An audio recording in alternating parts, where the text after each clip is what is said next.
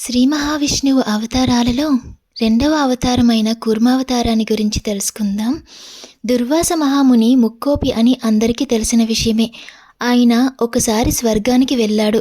అక్కడ దేవేంద్రుడు తన వాహనమైన ఐరావతాన్ని ఎక్కి రాజటీవీతో వీధులలో విహరిస్తున్న సమయమున దుర్వాస మహర్షి రావడం తటస్థించింది.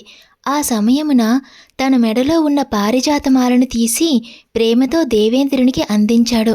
దేవేంద్రుడు ఆ పారిజాతమాలను ధరించకుండా తన వాహనమైన ఐరావతం కుంభస్థలంన ఉంచాడు. ఐరావతం ఆ మాలను తొండంతో తీసి క్రింద పడవేసి కాళ్లతో నేల రాల్చింది.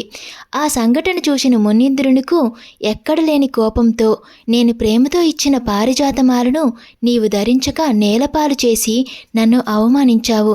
తక్షణమే దీనికి ఫలితం అనుభవిస్తావు. నీవు నీ భోగభాగ్యాలను, ఇంద్ర పదవిని, సిరి సంపదలను అన్నీ సమస్తము ఈ సముద్రములో కలిసిపోవుగాక అని శపించాడు. మహర్షి శాపం వల్ల ఎలాంటి ఉపద్రవం ముంచుకొస్తుందో అని దేవేంద్రుడు చింతిస్తున్నాడు. అంతలోనే రాక్షసులు పెద్ద ఎత్తున దేవతలపైకి దండెత్తి వచ్చి దేవతలందరినీ చిత్తుచిత్తుగా ఓడించారు. దేవతలు చాలామంది ప్రాణాలు పోగొట్టుకున్నారు. ఇంద్ర పదవి కాస్త రాక్షసుల వశమైంది. ఆ విధంగా దేవతలు దిక్కులేని వారై ఘోర పరాజయం పొందారు. మునిశాపం వలనే జరిగిందని తెలుసుకుని దేవేంద్రుడు పర్వతం పైనున్న బ్రహ్మదేవుని వద్దకు వెళ్ళి జరిగిన విషయం వివరించారు. మీ కష్టాలు గట్టెక్కాలంటే శ్రీ మహావిష్ణువును శరణు వేడాలి అని అందరూ కలిసి వైకుంఠానికి చేరి దేవగణ సమేతంగా బ్రహ్మదేవుడు అనేక విధముల శ్రీహరిని ప్రార్థించగా పసిడి కాంతుల వెలుగు పట్టు వస్త్రాలు ధరించి దివ్య సౌభాగ్యమైన రూపంలో దర్శనమిచ్చాడు అవతార పురుషుడు శ్రీహరి.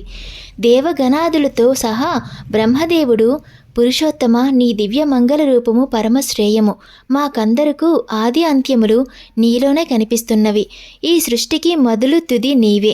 ఈ దేవతలు రాక్షసుల వలన పడరాని బాధలు పడుతున్నారు, వారిని కాపాడు అని బ్రహ్మదేవుడు శ్రీ మహావిష్ణువును వేడుకున్నాడు. అంతటి శ్రీహరి కరుణాసాగరుడై, దేవతలారా, మీకిది తగిన సమయం కాదు. కొంతకాలం ఓపిక పట్టండి. అమృతము పుట్టిస్తే కానీ మీకీ అవస్థలు తొలగిపోవు.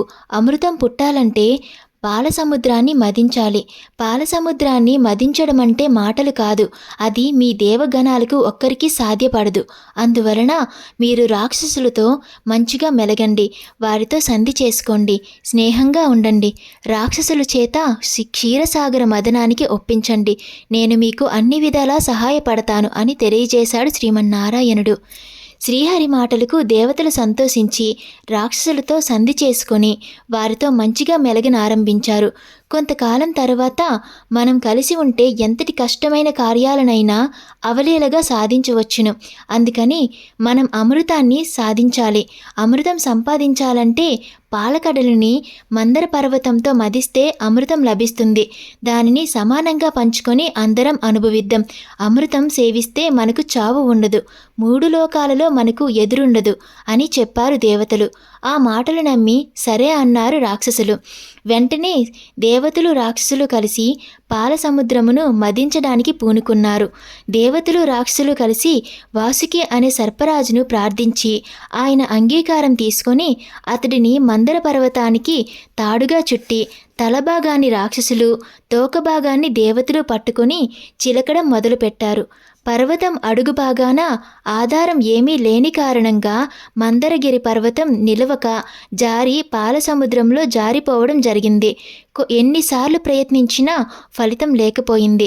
అప్పుడు దేవతలు మనసున శ్రీహరిని ప్రార్థించగా సముద్రమునందున్న 1,00,000 యోజనాలు వెడల్పుగా కఠోరమైన కూర్మము, గట్టి డిప్ప, వీపు భాగము, ఈ బ్రహ్మాండమునే మింగిగలిగినంత నోరు, విశ్వములన్నీ ఒకేసారి మీద పడినా తట్టుకోగలిగిన గట్టి కాళ్ళు, పద్మముల వంటి కళ్ళు, అతి సుందర రూపంతో శ్రీ మహావిష్ణువు మహాకూర్మ రూపం ధరించి దేవతలను రక్షించుటకు అవతరించాడు. అలా తాబేలు రూపం ధరించిన శ్రీహరి పెద్ద పెద్ద అడుగులు వేసుకుంటూ మహాసముద్రంలోనికి ప్రవేశించి చిన్న ముత్యమును అరచేతిలో పట్టుకొని పైకి ఎత్తినట్లు సముద్రములో మునిగిన మందర పర్వతమును పైకి ఎత్తి తన వీపు మీద పెట్టుకున్నాడు. దేవతలు రాక్షసులు ఎంతో సంతోషించారు. దేవదానవులు పాల సముద్రాన్ని మదించినంతసేపు మహాపర్వతం పడిపోకుండా ఉండి ఈ కార్యం దిగ్విజయం గావించడానికి ఎంతో తోడ్పడ్డాడు శ్రీ మహావిష్ణువు. ఈ విధంగా క్షీరసాగర మథనం అనేక సంవత్సరాలు జరిగింది. ఈ నేపథ్యంలో ఒకానొక సమయమున పాలకడలి నుండి హాలాహలం అతి భయంకరంగా విషం పుట్టుకొచ్చింది. ఆ కాలకోట విషం ఉగ్ర రూపం దాల్చి మహావేగంతో నలువైపులా వ్యాపించసాగింది. ఆ కాలకోట విషం ప్రళయం ఈ జగత్తు మొత్తాన్ని కాల్చివేసేలా ఉంది. అంతటి దేవతలు సర్వాంతర్యామి అయిన కైలాసపతిని వేడుకున్నారు. కైలాసపతి వారి వేదనను విని అచట ప్రత్యక్షమై వారిని ఊరడించి బ్రహ్మాండంగా అన్ని వైపులా దావానలంలా వ్యాపించియున్న ఆ కాలకూట విషాన్ని సూక్ష్మరూపం కావించి తన అరచేతిలోకి తీసుకుని మృంగివేశాడు. ఆ విషాన్ని తన గర్భంలోకి పోనివ్వకుండా కంఠం నందే నిలిపివేశాడు. దేవతలు రాక్షసులు కలిసి మళ్ళీ పాలసముద్రమును చిలకడం ప్రారంభించారు. అప్పుడు పాలసముద్రం నుండి ఏది కావాలంటే దాన్ని ప్రసాదించే కామధేనువు పుట్టుకొచ్చింది. యజ్ఞ యాగాదులకు ఆధారభూతమైన ఆ కామధేనువును మహర్షులు స్వీకరించారు. తరువాత ఉచ్చైశ్రవం అనే దివ్యమైన అశ్వం పుట్టుకొచ్చింది. దానిని దానవుల రాజు బలిచక్రవర్తి ముచ్చటపడి తీసుకున్నాడు. ఆ తరువాత ఐరావతం అనే తెల్లని ఏనుగు, పారిజాతం అనే దివ్య వృక్షము ఒకదాని తర్వాత ఒకటి పుట్టుకొచ్చాయి. ఆ రెండింటినీ దేవతల తరపున దేవేంద్రుడు తీసుకున్నాడు. తరువాత అత్యంత సుందరాంగులైన అప్సరసులు జన్మించారు. వారిని దేవేంద్రుడు కూడా తీసుకున్నాడు. తరువాత సర్వమంగళదాయకమైన జగన్మాత శ్రీ మహాలక్ష్మీదేవి జన్మించింది. దివ్య స్వరూపిణి అయిన లక్ష్మీదేవి తనకు అన్ని విధాల తగిన వరుడు అని గ్రహించి శ్రీ మహావిష్ణువును ఆమె వరించింది. అంతటి శ్రీహరి ఆమెకు తన వక్షస్థలమున స్థానం ఇచ్చి లక్ష్మీదేవిని స్వీకరించాడు. మళ్ళీ సముద్ర మథనం సాగింది. దేవదానవులు కృషి ఫలించి అమృతం నిండిన పూర్ణకుంభంతో ధన్వంతరి పాలసముద్రము నుండి బయటికి వచ్చాడు. ధన్వంతరి చేతులలో అమృత కలశం చూడగానే దుష్టులైన రాక్షసులు బలగర్వంతో అమృత కలశంని లాక్కొని పారిపోయారు. అప్పుడు శ్రీ మహావిష్ణువు కోటి దివ్యకాంతుల తేజస్సుతో అతి సౌందర్యవతిగా జగన్మోహినిగా అవతరించాడు. ఆ మోహిని అందచందాలకు రాక్షసులు ముగ్ధులై ఆమె వశులైనారు. వెంటనే జగన్మోహిని రాక్షసులను మాయ చేసి ఆమె తన అందచందాలను తలుకు బెలుకులతో దానవులను భ్రమలో పెట్టి అమృతాన్ని దేవతలకు పంచిపెట్టింది. రాక్షసులకు ఒక్క చుక్క కూడా దక్కలేదు. అమృతం సేవించిన దేవతలు ఎంతో తేజవంతులుగా, బల పరాక్రమవంతులుగా, చావులేని వారుగా తయారైనారు. ఇది గమనించిన రాక్షసులు మనము మోసపోయామని గ్రహించి దేవతలపై యుద్ధానికి దిగారు. దేవతలు అమిత బలవంతులుగా మారారు.